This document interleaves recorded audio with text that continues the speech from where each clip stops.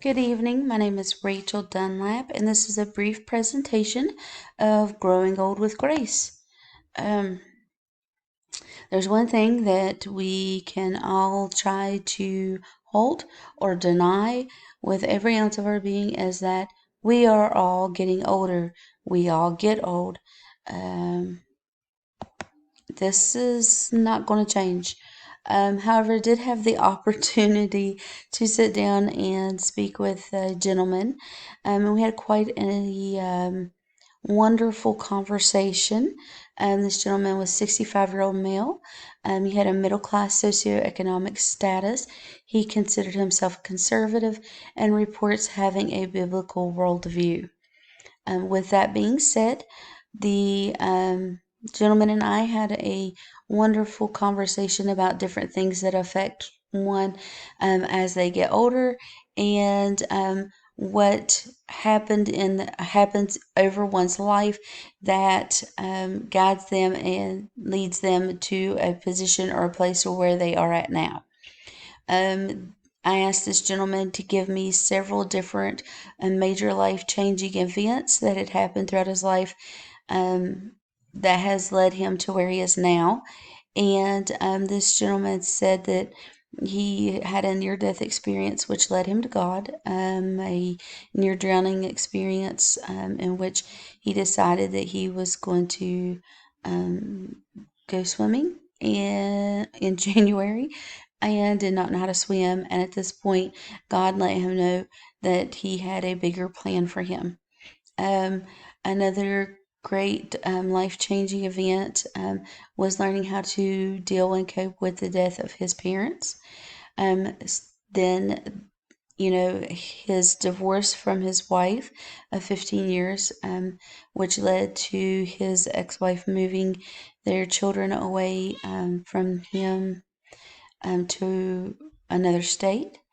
Um, this kind of put him in a place of not really despair, but uncertainty, um, which when his children ended up moving back home, this gave him um, a new lease on life, I guess one could say. And then his final major life change event is something that's getting ready to happen or taking place currently, and that is his upcoming retirement. So, aging with integrity versus despair. Kellen Kavanaugh explains integrity at the end of one's life as someone who has become self affirming and self accepting. They see their lives as being worthwhile and good, and they're glad to have had their lives as they did. Now, while speaking with this gentleman, he definitely was in a place of contentment, knowing that while his life might not have been perfect, the position that he is in now and the place that his life is in now um, is he's okay with. He's content with, and knowing that um, while it may not be perfect, this is where God has put him and where he needs to be.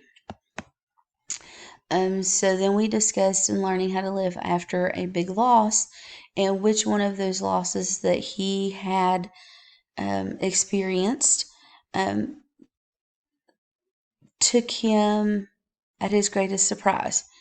And he reported that the biggest loss he had to learn to deal with and cope with was the loss of his marriage after 15 years.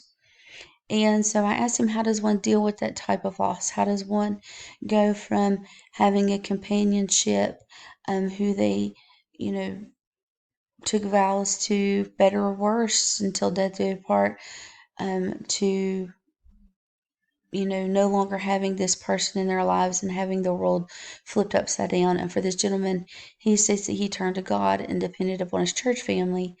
He said that it's like he almost supplemented the loss of his family by embracing his church family as a surrogate.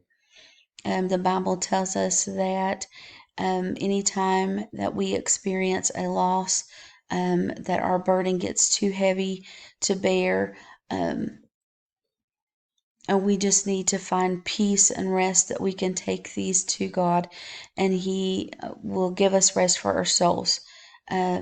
just like it states in Matthew chapter 11, verses 28 through 30. So how does one go from growing older and living their lives to understanding that they need a dependence on God to continue on the path where they're going, or to change from the path where they're going? And one of the things that we do know is, as you get older, there is a sense of uncertainty, of knowing what the future will hold. Your children grow up, they start families of their own. They no longer need you in a way that they have in the past. You are getting ready to lose your profession. Retirement's right around the corner, and people are telling you that, you're getting older, and you need to give these positions or your job up to someone who's younger and hipper and up on the newest, way to do things. And this can sometimes lead an older person into feeling like they've lost their meaning to life, or lost themselves. And a sense of stability can be brought by growing old, brought in growing old by depending on God.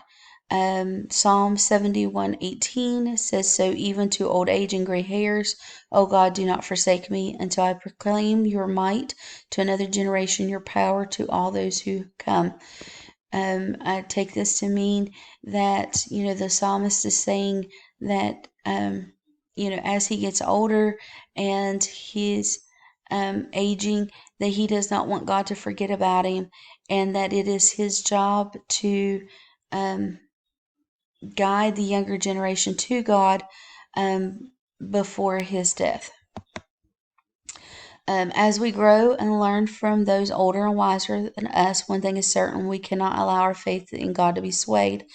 As society changes in the church, there's an indication that we have allowed ourselves to become salted and enlightened by the world, instead of the other way around. One thing that this gentleman had stated rather fervently is this: we have to make sure that we are firmly planted and rooted in our faith with God, or else the changes that will come as we age are going to set our worlds upside down. Another thing that we can learn from older adults is that a higher level of well-being, because they're more emotionally stable. They don't allow the ups and downs of society and life to control how they feel and their sense of well-being. In conclusion, getting older is not a death sentence. One can choose to age with integrity instead of despair, and while one experiences many changes while growing older, such as loss, one can find comfort and peace in God.